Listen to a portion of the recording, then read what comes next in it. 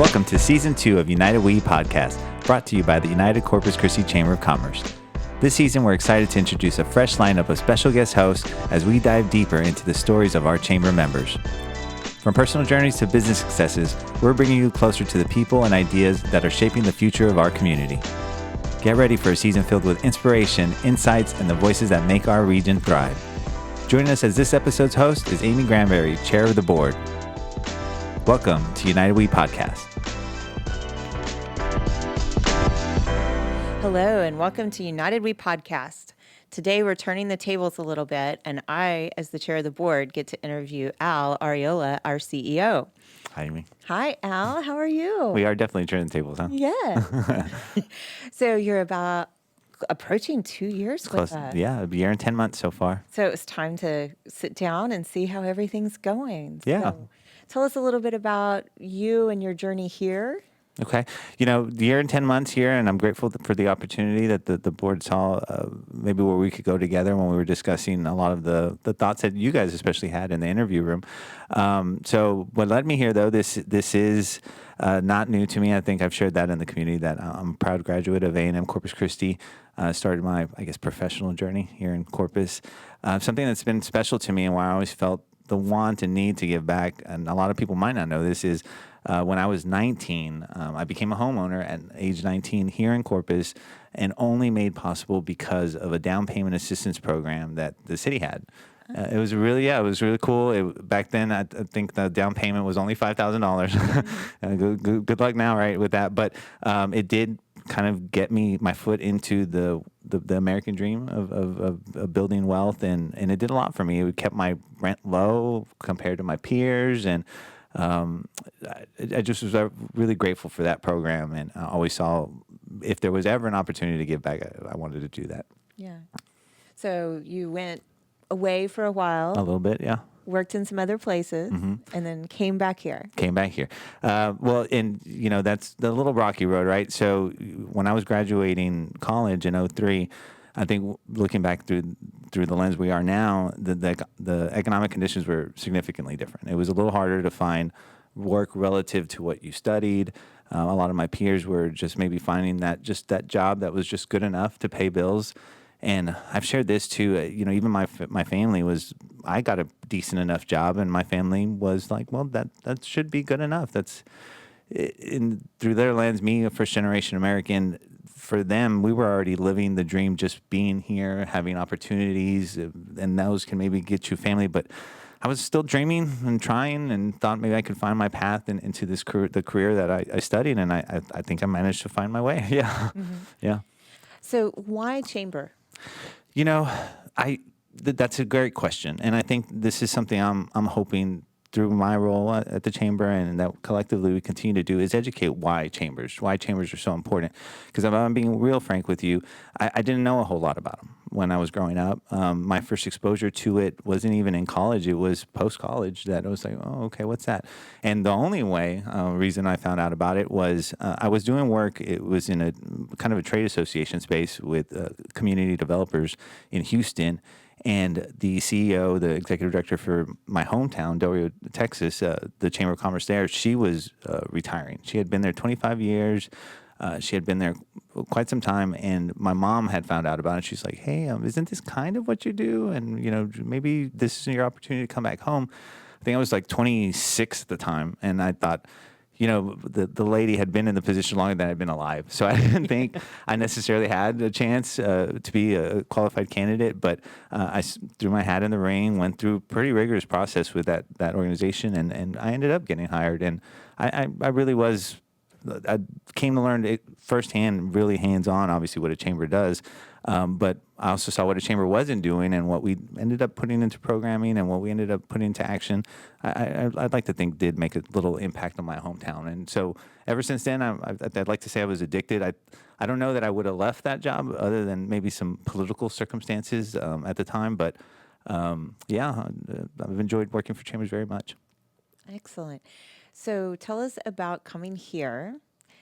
The chamber was post-COVID, but not that far post-COVID. Yeah. And your board gave you a lot of challenges. Yes, you guys did. And a lot of goals. Yeah. So tell us about your experience the last almost 2 years?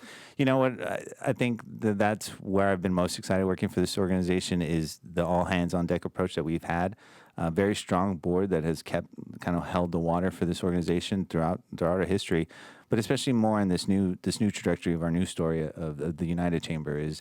We're still finding our footing, and we're still finding where we're going to offer that value to the community, and really tell our story a lot better. Is I think the goal here is because we have an amazing legacy story with both these organizations that have done some incredible things for this community, and I don't think we've bragged on ourselves enough. And so, I hope we can continue to do that throughout the next, the next few years, as hopefully as I'm your CEO here, but. The community needs to know how special this organization is because if I would put it out there that it's one of the best in the country, I really would. Well, while we're there, let's go back because you mentioned 2 organizations. Let's make sure everybody understands how this came to be. Yeah, go ahead. Well, so there was the Hispanic Chamber Correct. and the Corpus Christi Chamber. Yeah. And we merged in. Truly, I think the first year is 2018, but it was the work of a lot of, really committed people throughout 2016 and 17 that ironed it out, and here we are. And if I understand correctly, we're one of very few in the country. Across the country. And again, the level of programming that we bring to the community, I've mentioned this, is I go to United States Chamber Institute of Management training, and a lot of it is peer-to-peer learning. You learn from others just the same, and a lot of my peers are just beyond fascinated about the story of this organization and some of the things we've been able to accomplish. So you've mentioned programming a couple of times, but maybe not all of our listeners know what that means. Yeah. So talk about that a little bit. That's an age-old question. Well, what does a chamber do? And so, when you see some of these brands in the community, we hope they're articulating, this is what we're doing, this is what the space we believe in and why we're doing it. And so, I could rattle off quite a few, but it's especially in the collaboration space of networking and getting people together so that they can obviously succeed in business and connect to each other. But the advocacy space is huge for us. It's, like I've said, our secret sauce. Here at the local, state, federal level, we're the ones pushing for what the businesses need. We're the ones that are hearing what the businesses are dealing with, and we certainly are ones that are representing them. And then in the grow space is that nonprofit give back space of how are we showing the impact we're trying to make, or how are we communicating that impact. And so here recently we had a very successful Lemonade Day.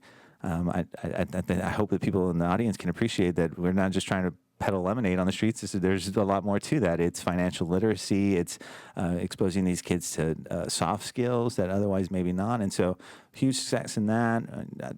Again, spat out some other programs that we know we're proud of is our third longest standing leadership program in the country. It's ours, is here in Corpus.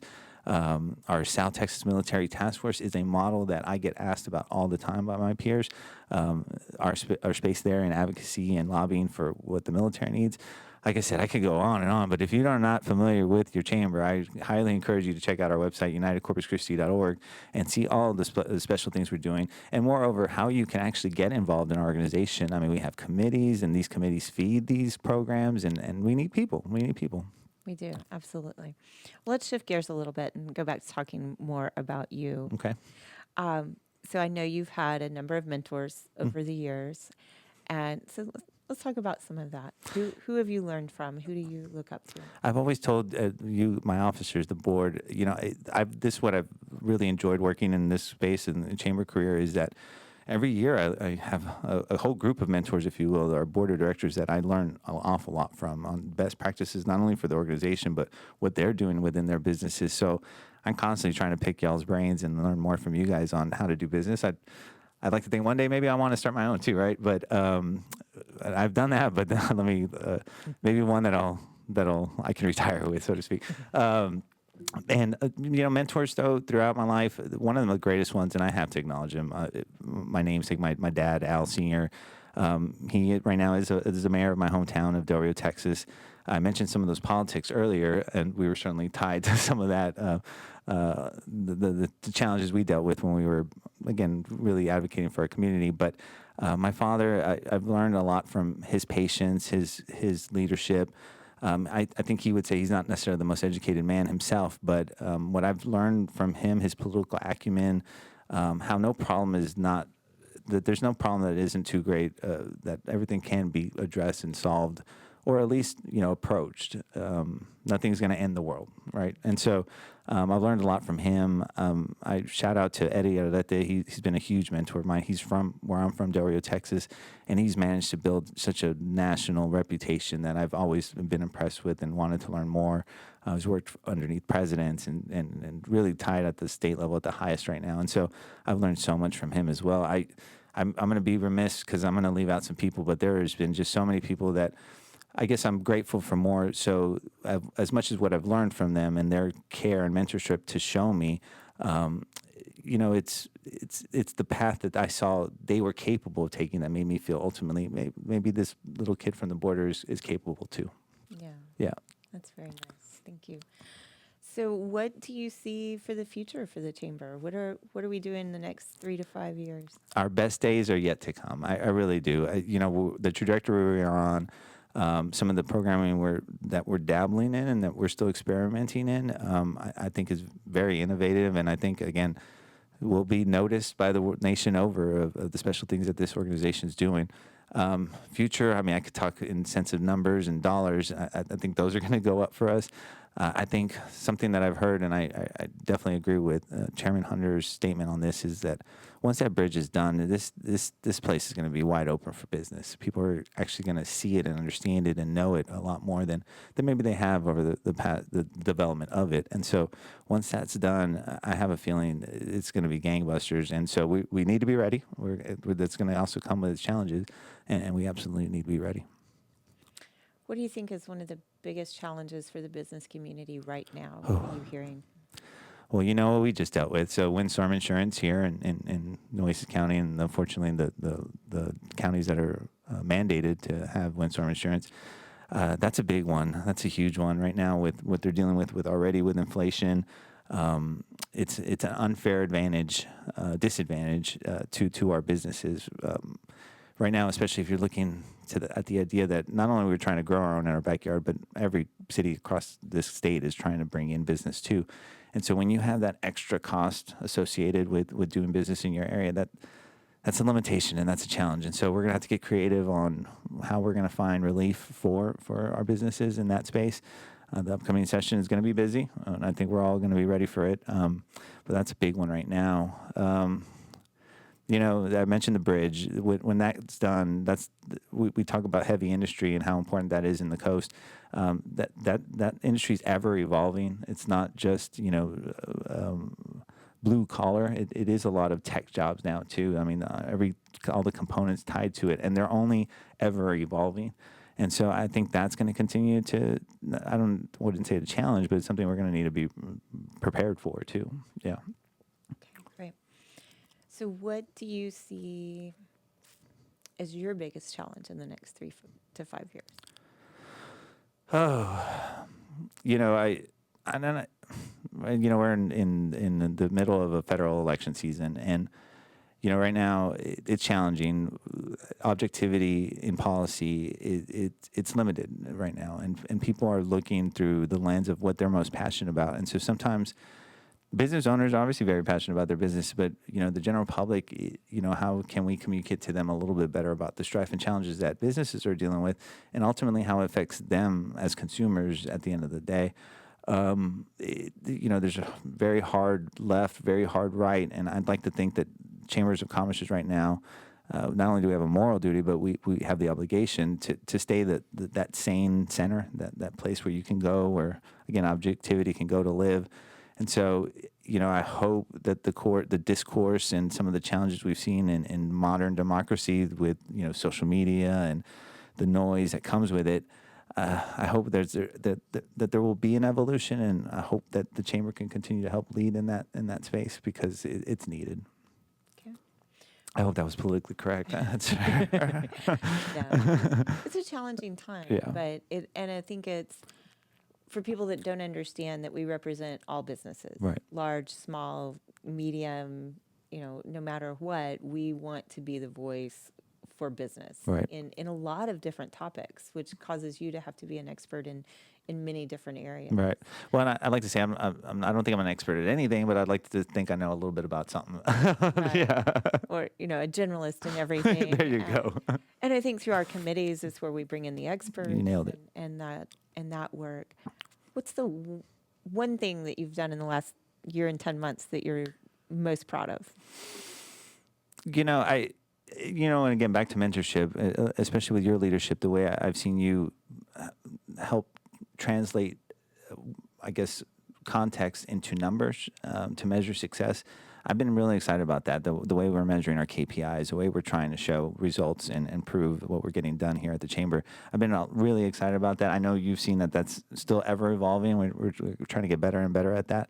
I'm most excited, too, that I do feel where we were was in a space of trying to, I guess, get things back up to speed and at the same time make things better. I think we're up to speed, and now it's time to make things better. And so I think, again, the best is yet to come. And so the next year, 2 years, I hope and I anticipate, especially with the leadership of the board, as we continue to revisit the strategic plan, as we continue to dabble into what we're getting done and, again, measure it, I'm that much more confident we'll be able to tell these success stories that much more clearly to our community. Great. Well, Al, thank you for spending some time with me. That's just fun. It's It's a little different. been a lot of fun so far this year. Let me flip it on you real quick. Are you looking forward to this season? So this is going to be now our season 1's in the books, and season 2 is now on your lap. So what do you think? Yes, absolutely. You put together a great group, a lot of talk about leadership and mentorship, and very excited about that. This is a different side of the table for me, so Yeah. having fun with it. Good. And enjoy spending the time and learning from people. So thank you so much for spending Of course, some ma'am. time with me, and thank you to our audience for spending time with us, and join us next time for another episode. We'll see you guys next time.